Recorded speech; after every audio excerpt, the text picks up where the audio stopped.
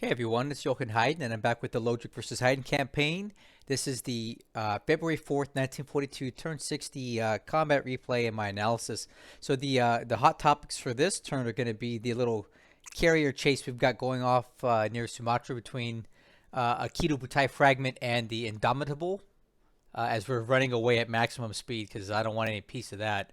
And then we've got one last try to do something at Kukong. I don't know if it's going to be successful, but we're going to try it anyway. That's in China.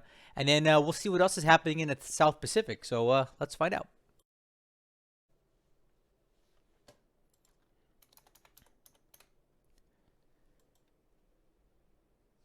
Okay, here we go. February 4th, 1942.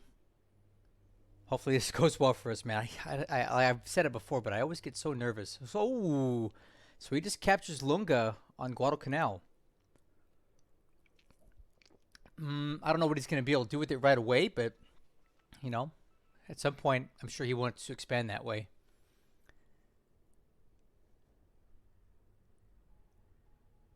Oh.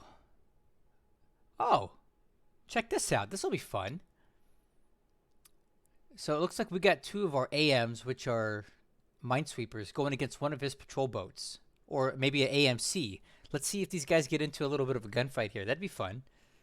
We'll watch this. This looks like an AMC, which is a coastal minesweeper. Yep, there it is. Come on, let's get a win here today. Oh, come on. Don't run away.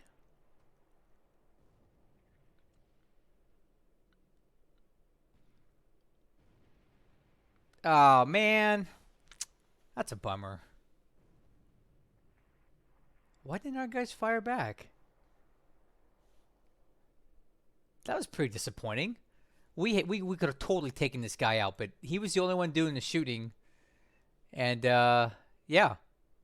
Uh, Pretty disappointing there. Dang it.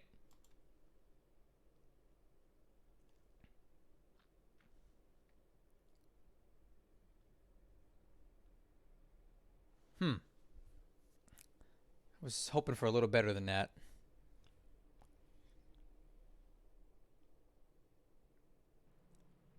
Okay, well, he's continuing down the coast here at Ben Colin. Oh, yeah, that's not so great. That's not so great.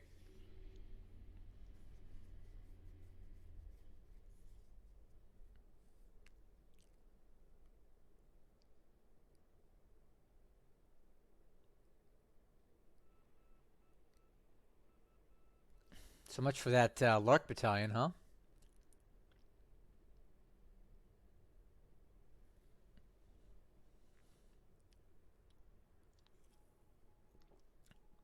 Come on. Oh, okay, where's this at? Okay, that's not good. So he's got a Japanese sub in the Tonga Islands.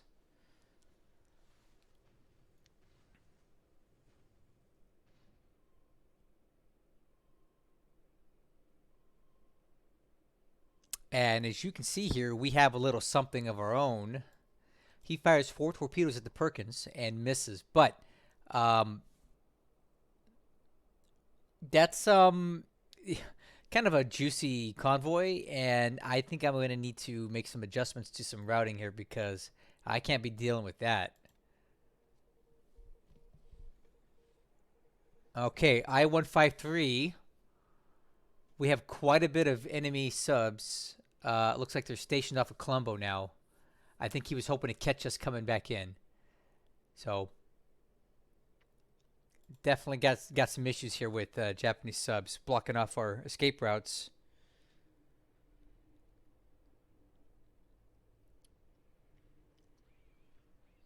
Hmm. Okay.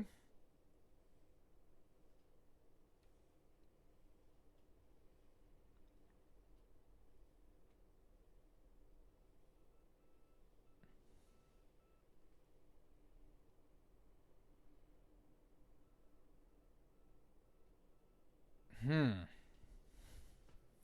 Uh-oh. Look at this. That's a lot of Betties. Yikes, that's not good. All right, he's found us out. He's sending Betties now from the Philippines to bomb the killers of Cagayan as they make their way in. Okay, we got some sweeps over Java. Oh, they're strafing. They're strafing. So he's using his zeros to strafe. One gets taken out by flak.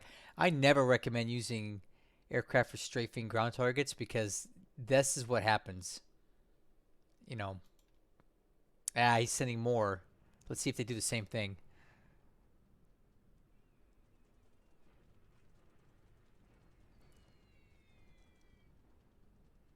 Alright, those ones get away scot-free this time.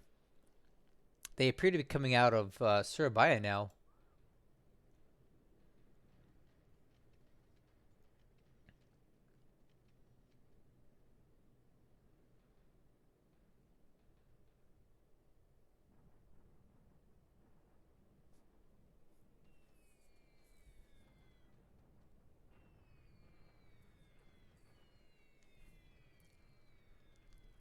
Okay, looks like we took out a Lily as he's bombing Baton.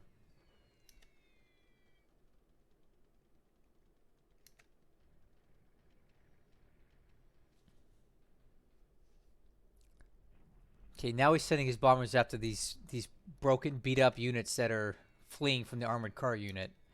The terrain here is going to be very good for us, so we're not going to take too many casualties with this. I'll tell you right now. And this is great because these guys are absorbing and distracting him from attacking Kukong, which is what I really don't need him doing. So this is a good thing. Look at it. We're just baiting out his bombers, right? And they're doing no damage in this heavy terrain here. Can't complain about that.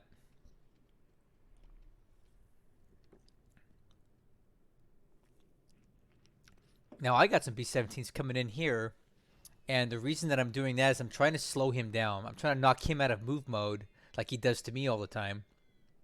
So he buys us one more day for him to before he gets into Kukong. And we do some casualties here, nothing substantial, but it definitely will knock him out of move mode for this turn. Whether or not that buys us an extra turn before he gets into the hex, I don't know.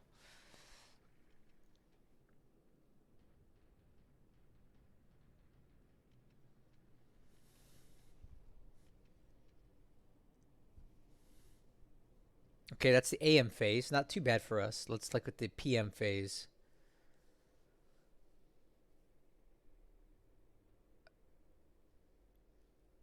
All right, we're spotting some stuff.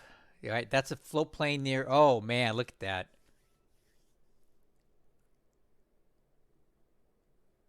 Man, he's got a lot of subs near Colombo. A lot of activity in the Indian Ocean now too. We lose one of our Dornier 24s, one of the Dutch aircraft due to his cap.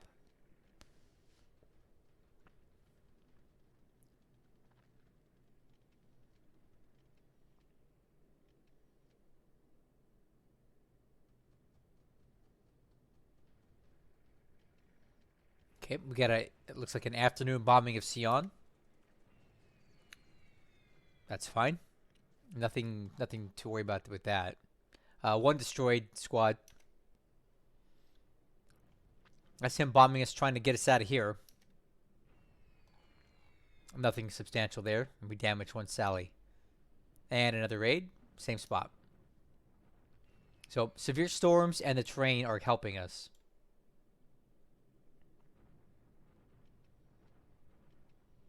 Okay, this is a bombing raid on Changsha. Kind of a half-hearted one at that. Minimal damage. Okay, guys, Mary's bombing these troops as I relocate them. Look at that. We actually do a little damage here. We just damage one Mary and destroy another one by flak. So that's what? 3 aircraft destroyed by flak this turn. That's a bit above normal for us. Another raid by Sally's also here on the troops that have been retreating from near Xinjiang for 2 months now. Minor damage. The severe storms again helping us out a lot. Another raid on on Changsha with minimal damage.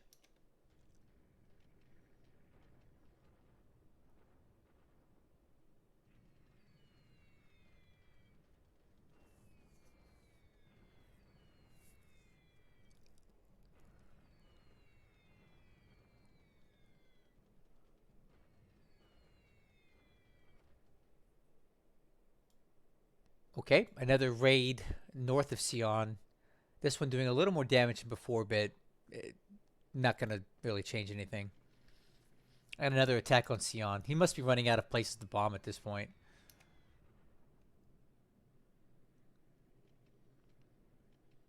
Okay, some recons going on. Every time you hear that camera click is a successful recon mission by his recon planes. Another attack on Ceylon. Again, the bad weather helping us. Oh, whoa! We got an issue here. We got some zeros in this time. It looks like we have we got a little something here sighted off the coastline. So we get through. Our B-17s rip up those zeros. Now we're bombing. We don't really do much. Disable a squad, but interesting to note that he has zeros back in, presumably from this unit here. So what is the Kido Butai back? That's concerning. Ah, Zuikaku, yeah. Yeah, they're back already. That didn't take long at all, did it? Oh, man. We didn't get any time this time. The Soryu, Hiryu, Shokaku, and Zuikaku.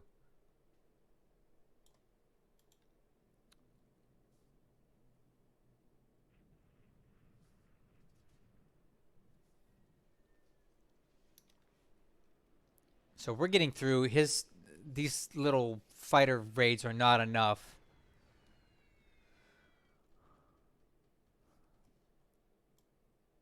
So several aircraft are damaged, but no big deal. But what the big thing here is this. All right, we basically cleared out his cap for the turn.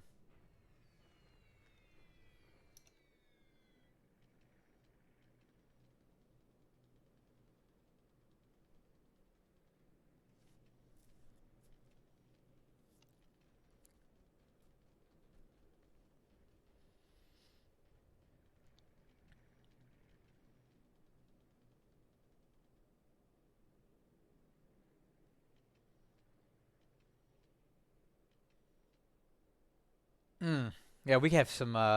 Oh no! Go go go go go! Oh, thank God! It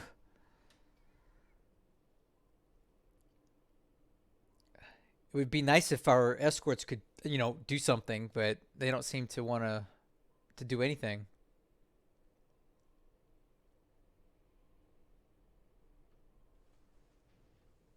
I'd love to see some damage on one of these things for once. We just have just the worst luck with subs this campaign as far as ours doing anything good, as far as our ASW doing anything good. We just have not been effective whatsoever. Alorsi fires and wastes a lot of torpedoes on the Cornwall. And thank goodness he misses, because that would have been a huge loss for me right now.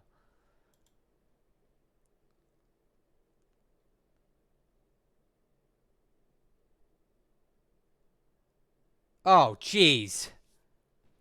You gotta be kidding me. He's got more troops here.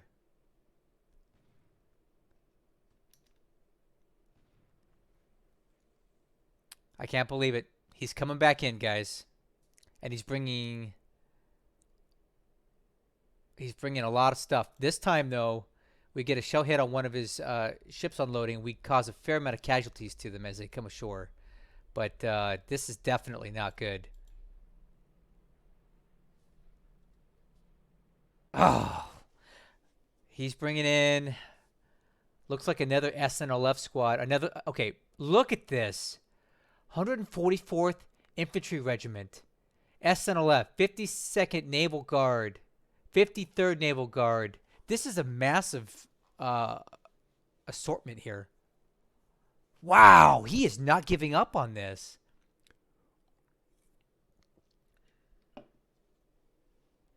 This is bad. Okay, we're into land stuff now. Jeez. Okay, bombardment attack at Changsha.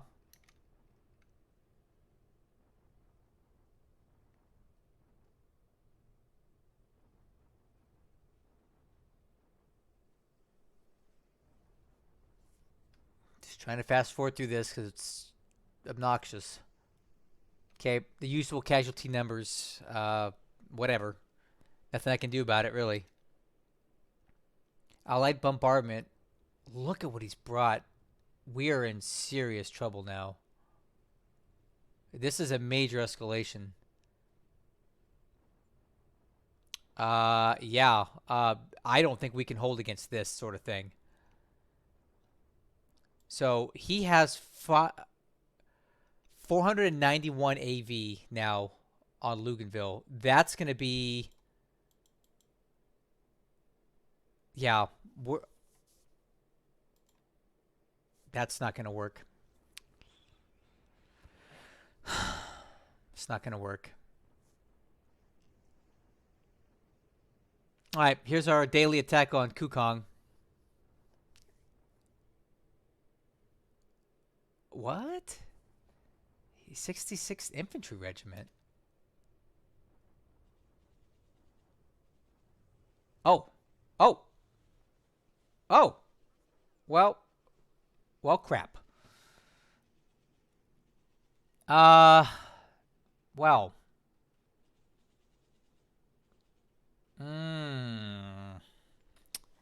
So that just happened, huh? Okay. We're gonna have to talk about this. This was definitely not the outcome that I wanted at all. Like not at all. But we did cause some destroyed units. We did kill some stuff, but this was not what I wanted to happen. It appears that he did break the hex side this turn, and they got out. So we were not successful in our attempt to destroy everything in Kukong. But I guess I can take this as some sort of victory, but not what I was hoping for.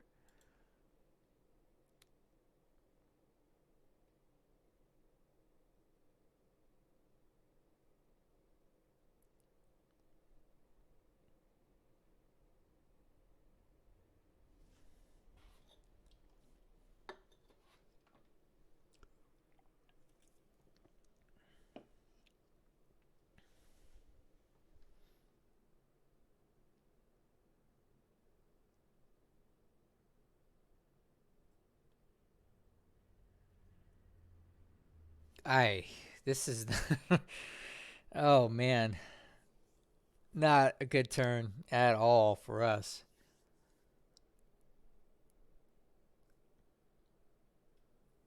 Okay, we got some reinforcements coming in. These are some ships. Some more aircraft squadrons. Wow. Ugh. Not looking good, guys. Let's take a look at this a little deeper.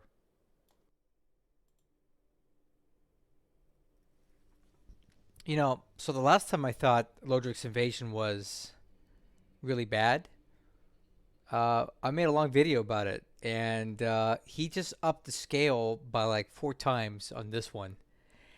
And I think this might be it this time, guys. I don't think we can handle this. But we'll get to Luganville, of course. Let's get to the numbers and go around the circle, and then we'll talk about this last, because this might be curtains this time. All right. Looking at the numbers, we had a lot of activity this turn. Aircraft losses. So a good day for us, 2 to 15. That's the kind of numbers that I want to be seeing. Lost some Topsies, some Talias, Lilies, Tinas, a couple zeros, so always glad to see those things go away. And Oscar, Mary, and Anne. Man, a lot of girls, huh? He lost a lot of girls this turn.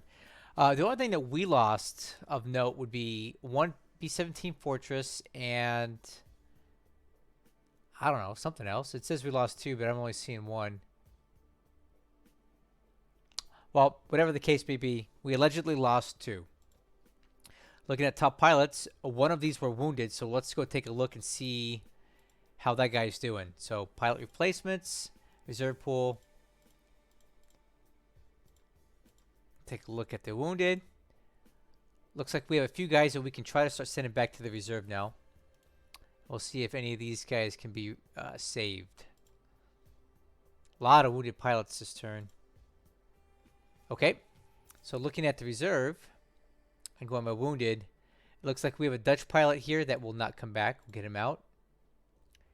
A British bomber pilot that's done. Another Dutch pilot. Some more Dutch pilots, which I can't say I'm too upset about. A U.S. Navy patrol pilot, which is a shame. And one Australian fighter pilot. All right. So the rest we'll get back this month too. Okay, now let's talk about the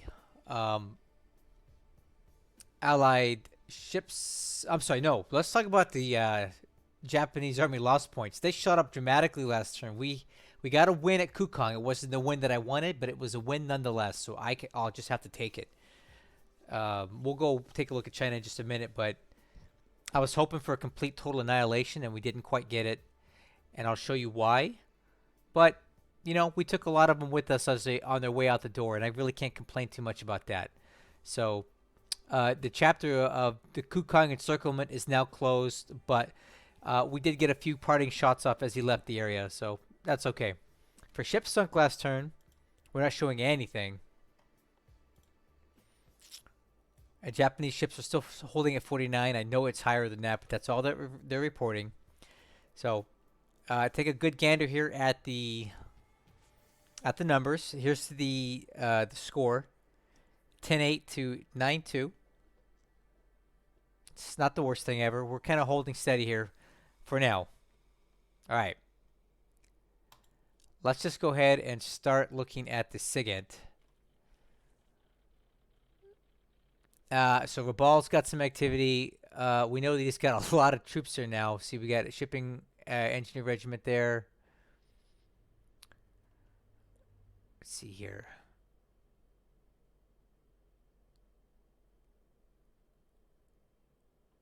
We know what he's got at what he has at Changsha. There's a couple of different units there.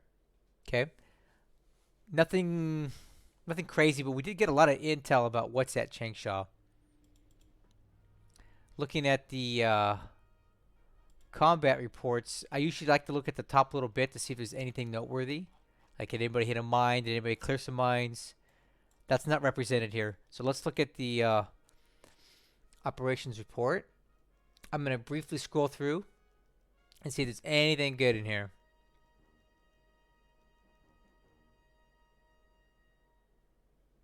We lost oh, that's the other craft that I think we lost, a Dornier 24. That was shot down somewhere over Java last turn. So that's our second aircraft lost.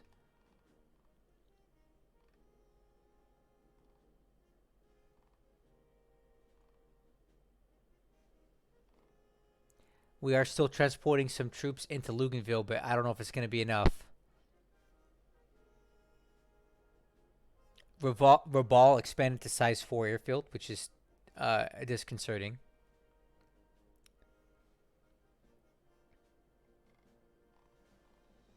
We need to move off a B-17 unit. Okay, and so we got, looks like 1, 2, 3 ships in and 2 aircraft units in at Heiden, and we'll get those moved down as soon as possible. All right, so let's talk about our strategic situation now. In China, as always, in the north, it's pretty quiet. We know that he's heading down the road towards Anxi and Qiuchuan, but when he gets to Langchao, he's just going to have a lot of issues there. He won't bust through. Not with this fortification level. At Ceylon, he's doing the usual. He is starting to pick up the pace on bombing our units there, which is interesting. I don't really know why. Maybe he's just using it for pilot training. But there's no real value in what he's hitting. At Sion, we're holding steady here. Nothing really substantial to report. I don't even think he bombarded us this turn, which is actually pretty cool. I'm happy about that because that saves us some supply.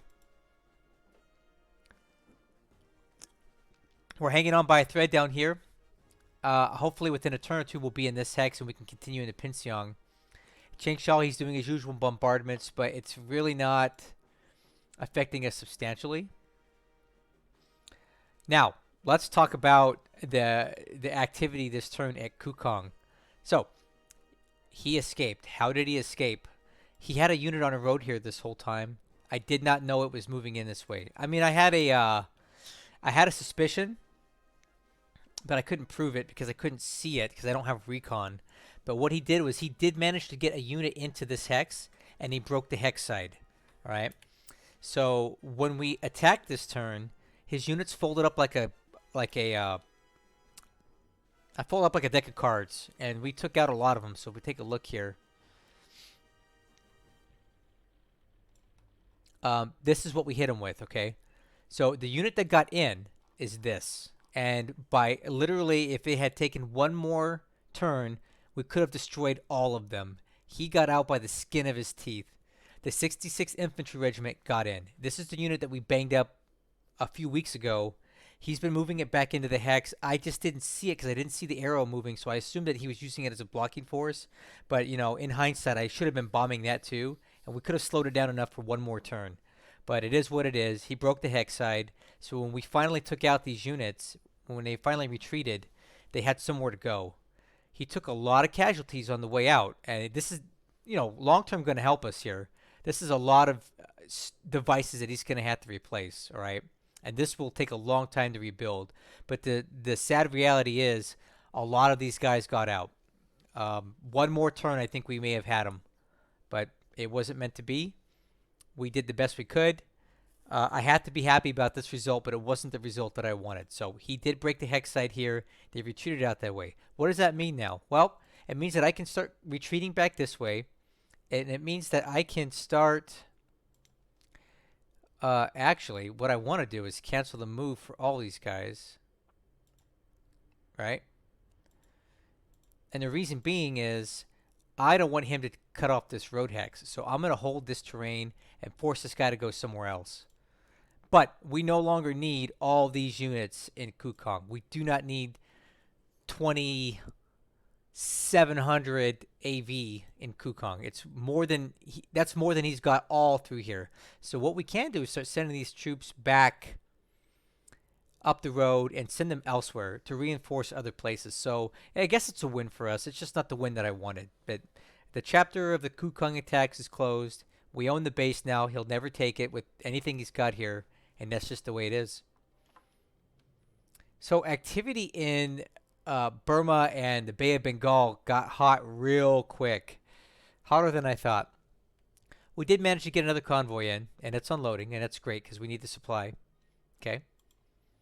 But we did spot another sub here, so we know that they're still in this way. And we have this here now. And we previously cited this as a light cruiser task force. I believe that that's what this is. It's saying it's moving northwest. But I don't know. He could easily turn this way, go that way. It's hard to say which direction he's going to go in.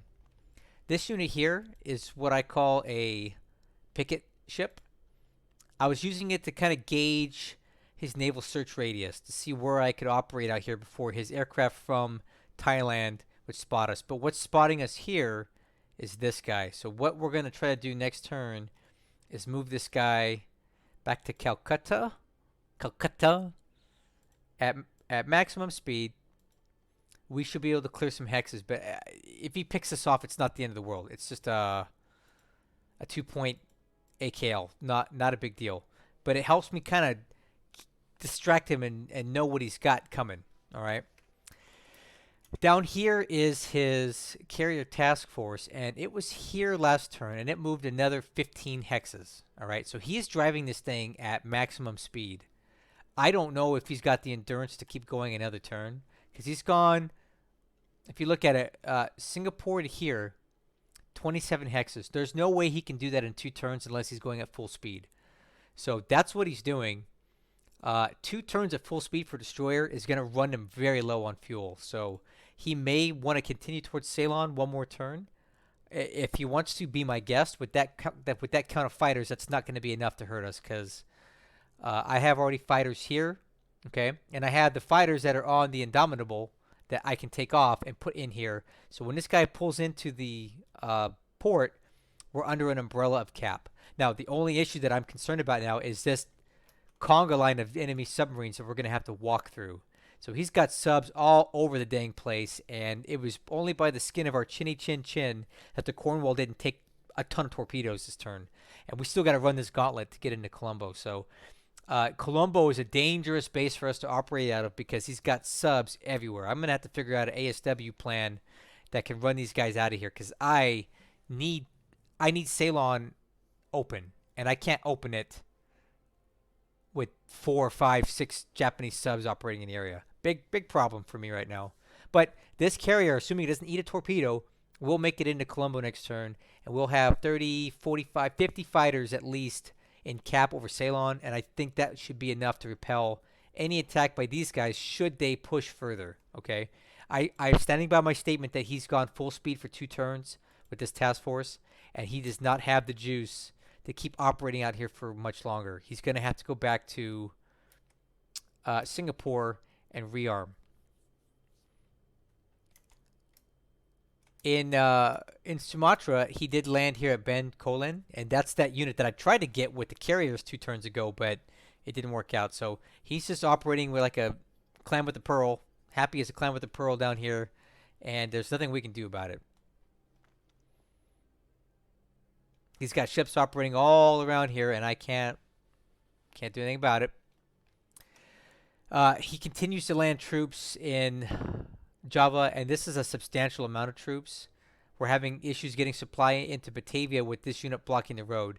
It looks like an armored car unit to me with that count. 866 is probably an armored car unit or a light armored recon regiment. All the same, I'm not willing to leave the safety of Bandawang to go check it out. So these guys are stuck. They are what they are. We're stuck here, and we're just going to ride this out to the death because that's really all we have left to do. This is where he was strafing with the zeros last turn. I don't think that was the best idea, but whatever. That's fine. Over here in the Dutch East Indies, we got that unit that we don't really know what it is. It was over here last turn. I was hoping it'd come by Kandari so these guys could get a piece of it, but he turned north and he's heading out this direction. My guess is that it's probably going to head over towards Butuan to... Probably heading over to Butuan to bombard us. That would be my guess. So we will take this next turn and we will continue pushing to Surigao. But if this is what I think it is, he's going to head up here and bombard us and really take some of our steam before we get to Surigao. It's going to take us at least 5 days to get to Surigao, if not more, given the less than ideal road conditions that we have now on Mindanao in that area of the island.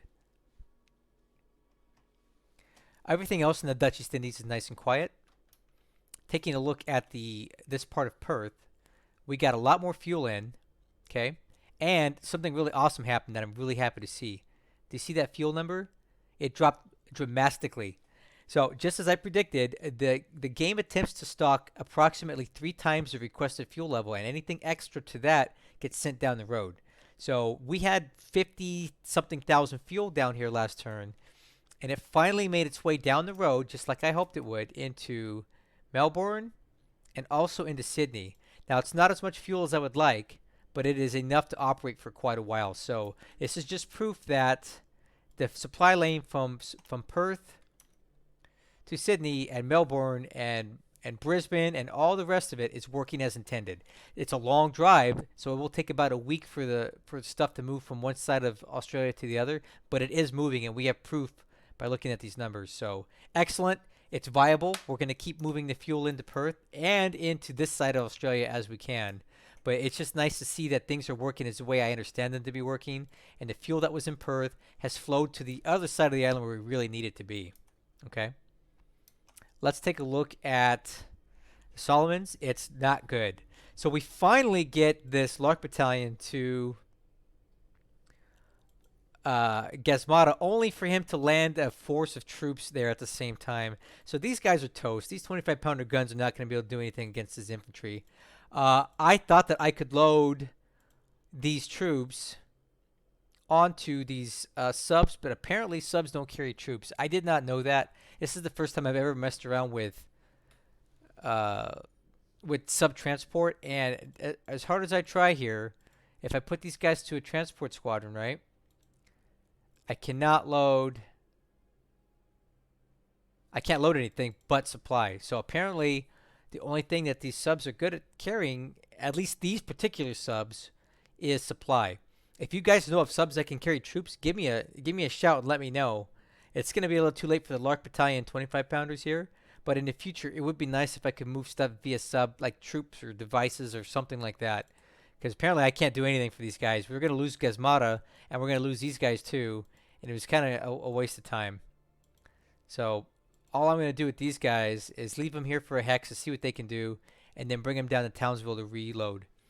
Port Moresby, on the other hand, we're still able to get supply in there every turn.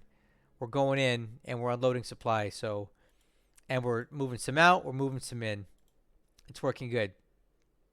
We got decent supply on Port Moresby now, and we also are well on our way to building a size 10 airfield, and we're also working on some fortifications as time permits, but I want the airfield first. Okay, now let's talk about the big elephant in the room, or the big Kido Butai in the room. Lodrik. All right. Remember last turn how I took the LA Silence? And you remember like 3 turns ago, I spotted a task force of ships over here near Bougainville. I was led astray into thinking that these ships ended up over here. But what I'm thinking now is that that was just the ships that were here are the ones that are now here. Okay?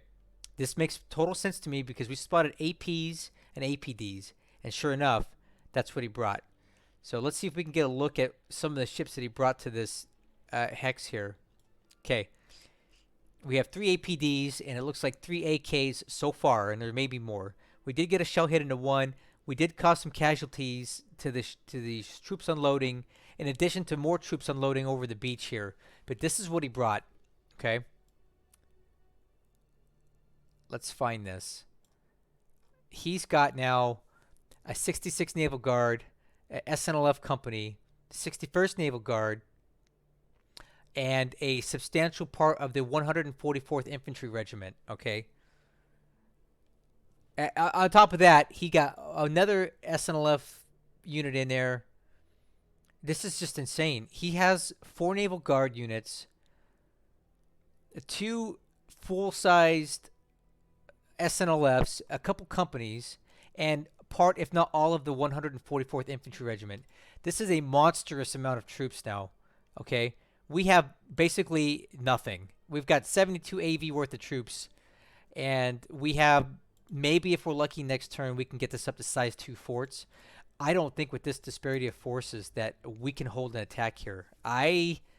For as bad as I thought it was going to be last turn, I think it's even worse now. We may be able to move in another 15 AV worth of stuff into here next turn via air, but that's going to get us at most to 85, 90 assault value, assuming he doesn't bombard, assuming he doesn't do an air attack on the troops. So we're looking at least, and I don't think he's done. I don't think he's done even unloading yet. We're looking at least 500 assault value worth of troops that he's going to be throwing at us next turn, and I don't think we can hold that. I really don't. If you guys think I'm wrong, by all means, let me know. But I don't think we can hold. But, you know, I've been wrong before. We do have tanks, which he does not have. That's one thing that's got going on for us is we have tanks and he doesn't. These are light tanks, though. And I'm sure in some of these Naval Guard units that he's got some sort of AT weapons. At least I think he does. That being said, I'm going to roll the dice anyway. I'm not letting this go. I can say whatever I want in this video because it's too late for him. He's already made his turn. He's made his decisions. I am certain that he will attack next turn. But I think with a size 2 fort, this ×2 terrain, the fact that we have tanks and he doesn't, I think we can hold. And here's what I'm planning to do. I'm going to go ahead and let you in on a little secret. I have this force here. We're going to full speed into this hex and engage these troops here. I'm going to show you right now.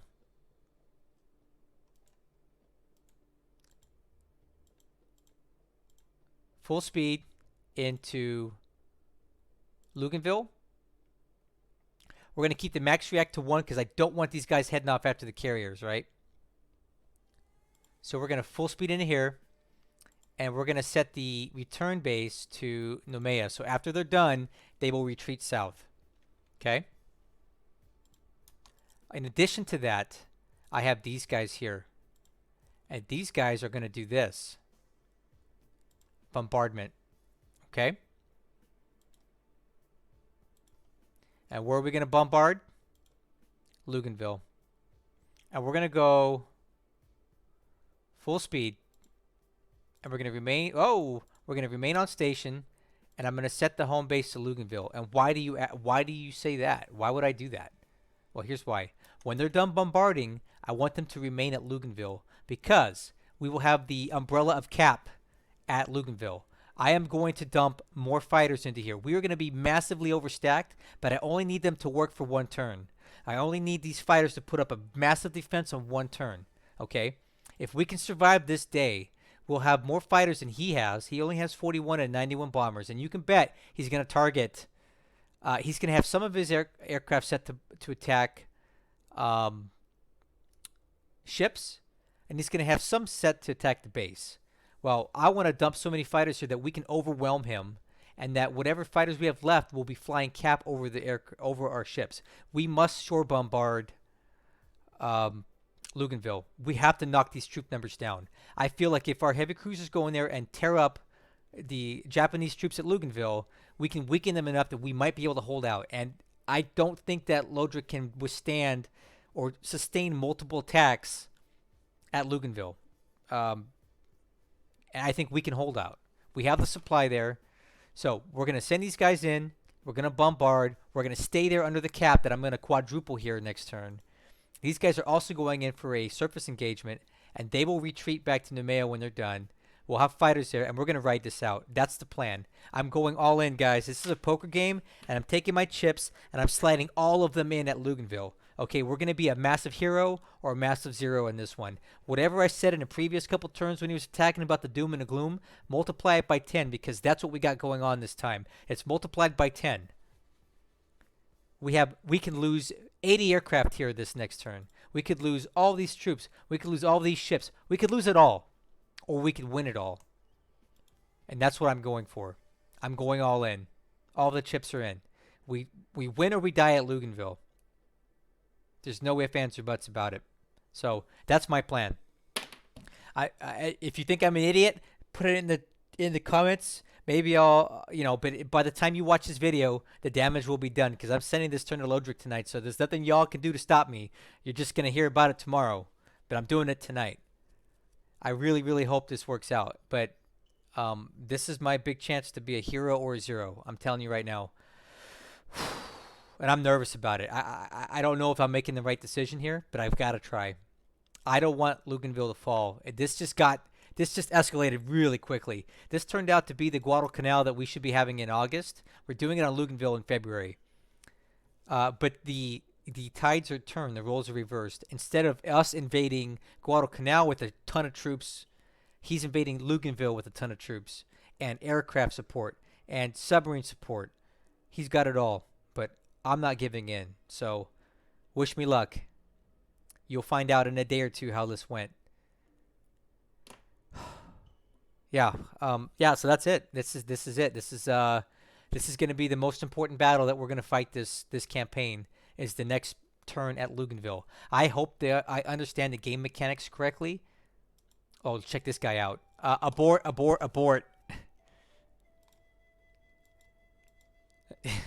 Get back to Nomea, guys. I was sending these guys up to Luganville when I thought I had a break in the action. But definitely not doing it now. So we're going to do an about face here. Come back, unload, and disband. Yeah, I don't know what else to say. I mean, it all rests on this. I have 3 ships, 18 ships at risk here. I'll have at least 80 aircraft at risk this next turn. And I could lose it all if these guys carry the day. So I hope I understand the mechanics. I hope I understand that this will work. I hope that these guys get in and do their bombardment. What is this? Oh, yeah. Uh, cancel unloading. Unload. Auto disband. I was sending these guys to Luganville as well, but definitely not now.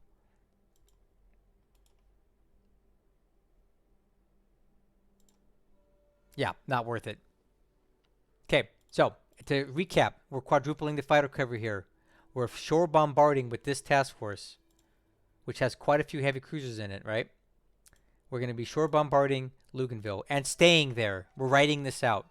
We're sending this heavy cruiser and these destroyers in here to attempt to disrupt this landing.